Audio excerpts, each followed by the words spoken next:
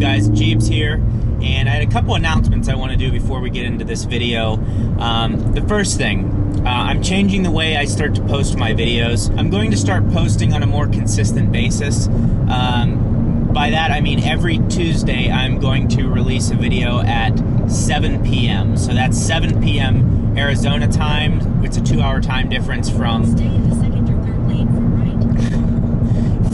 East Coast right now. In the summer it will be a 3-hour difference because Arizona doesn't do daylight savings. We're just non-believers. So just expect that. Make a notification or even click the little bell. That way you have the notifications set up for YouTube.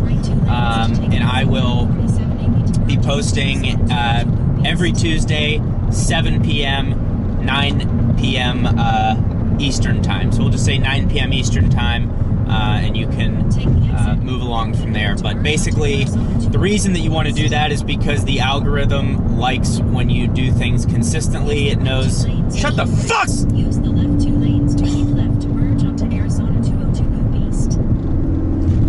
So that's some of the changes coming up. Just expect that. Every Tuesday we'll have a new video. I will post more videos throughout the week, so yeah, I'll post on Tuesday, but I might post on Wednesday as well. I just want to give you something consistent that you can rely on, and that will be Tuesday, 9 p.m. Eastern time. I will be posting videos. I just got my car all cleaned up today. The front right fog light is shattered, and now the actual bulb in there is shattered too, which I should have known that was going to happen. I need to get that replaced. I need to get the lower charge pipe done. I need to get the rear mud flaps put on. So I got a lot of things that I need to do to the ST, but they're all coming fairly soon. Some other things I want to bring to your attention. Take a look at this picture here of my fuel pressure, or not my fuel pressure, my oil temperature gauge. It's been going up lately, like right to the midpoint and then just slightly over. And I watched a video that Torque and Tech did on this, and basically what it came down to was the active grill shutters were not opening. So they were just, I guess, trapping all that heat in, which was causing the oil temperatures to go up. And I've just been noticing that this car didn't always do that, so I'm kind of concerned as to why it's doing that. Let me know if you guys have had issues with that. The other thing, here's a picture. One of my Instagram followers, he wanted me to share this. He's based over in Europe. I'm gonna kill you. Here's a picture of his ST. He wanted to get some more American followers, so if you like what he has to post, follow him. I always don't like this, like, force people, like, you have to follow him. Like, no. If he posts good stuff, you should follow him. If he doesn't, you shouldn't. That's how it goes. But yeah, so that's what we have going on. And today, and right now, I'm on my way over to the Pavilions meet. Really, I'm not going for the meet. I'm going to meet a guy who has a Civic Si, a new one, that I've been wanting to review for a long time.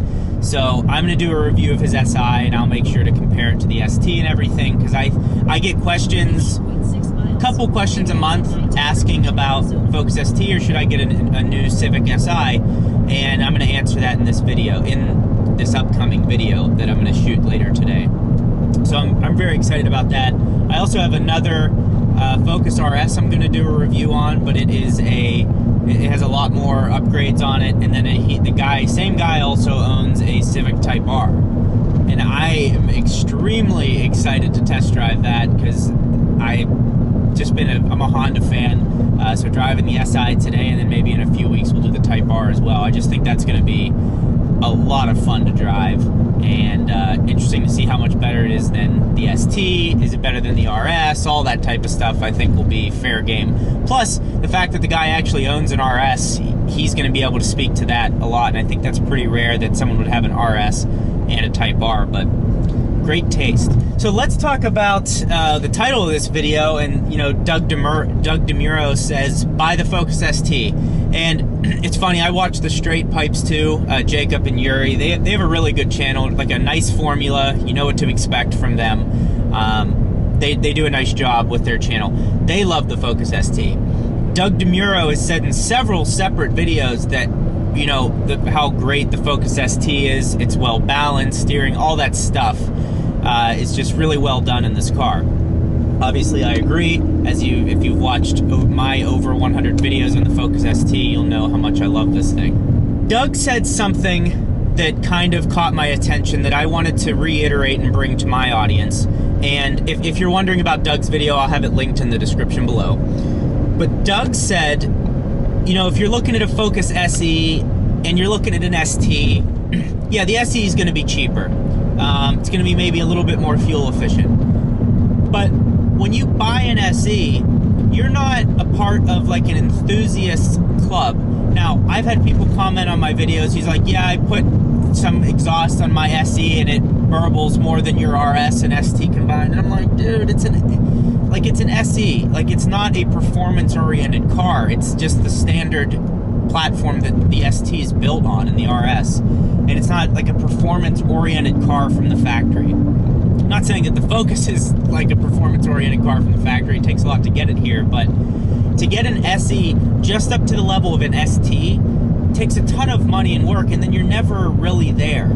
So Doug was saying, you know, if you're in between and you're an enthusiast, if you can save a little more or squeeze a little extra, get the ST, because there's so much more that comes with it. There's a car community that comes with it. For example, I have my ST, I make YouTube videos. I've been able to meet Dana and Andrew and Bradley and then George, who I'm meeting. Like, I meet all these people. Like, meet Dana and Andrew, I text them more than I used to text girls behind my ex-girlfriend's back. Like, that's how much we are, two planes flying over. That's how much we're in touch because of cars as a common interest. So there's something so much more that comes with owning a performance-oriented car that enthusiasts are involved with. There's car clubs. George is out here meeting with a bunch of 10th gen Civic Si owners. Are you really going to meet up in a parking lot with all of your Focus SEs? And don't take this like I'm making fun of you guys if you have an SE, because I get it. You can't, they're expensive. It's expensive to get an ST. The insurance costs a little bit more. Like, not everyone's financial situation is the same, so I'm not trying to be insensitive towards that, but I am trying to say, if you're close, don't settle, because there's a lot more that comes with owning a car like this than just the slightly more expensive price tag. And over time, I think your return on investment from a happiness standpoint will be higher. And also, a car like this is going to hold its value better than a base model. So, and these do depreciate a lot. Like, this car is probably worth between $16,000 and $18,000 if I sold it privately. That's just the reality to it. I took it to CarMax a while ago. They offered me $16,000 for it. So it's, you know, they do depreciate. So on the used market, you could get an ST for not too much more than an SE, and I really think that's worth it. I just think the community that's around the car is excellent. You're going to make friends that way. You're going to learn about it. If you like upgrading your car, it's not an expensive car to upgrade. To me, it's worth it. And I think that's something you should consider when purchasing a car, because it's a big purchase. It's usually the second largest purchase you make in your life if you buy a home. I just think it's worth it, and I don't think it's that crazy of an expense. So that's what I have to say. I think Doug Demuro is a very good person to listen to on YouTube, because he's not like this over-the-top putting stuff in your face. He's just realistic about it. He has an excellent knowledge of cars. He has a very good background. I think he started working at Porsche, Jalopnik. And he has oversteer on Auto Trader. So Doug's a professional, and I think he has really valuable advice anytime he has something to say about a car. And every time I watch one of his videos, I learn something new about a car. So that's why Doug is the daddy of YouTube, the YouTube automotive world, in my opinion, because he brings value to the platform. So that's what I have to say. If you're new to the channel, please consider subscribing to me. I've created over 100 videos on my Focus ST. And again, new videos every Tuesday. So that'll be 9 p.m. Eastern time. I'll release them. Not much is going on Tuesdays anymore. Well, I guess not that there ever was, but you know, now you have something to look forward to. If you're a fan of mine, of my channel and what the videos that I produce, you'll have something to look forward to on a weekly basis, and you can rely on that. So I hope you're enjoying the videos. Please subscribe. Like this video if you're still with me in the video. Always helps to have more likes on a video. Brings me up in searches. And that's all I got for you. Stay tuned for the Civic Si review. It'll be a good one.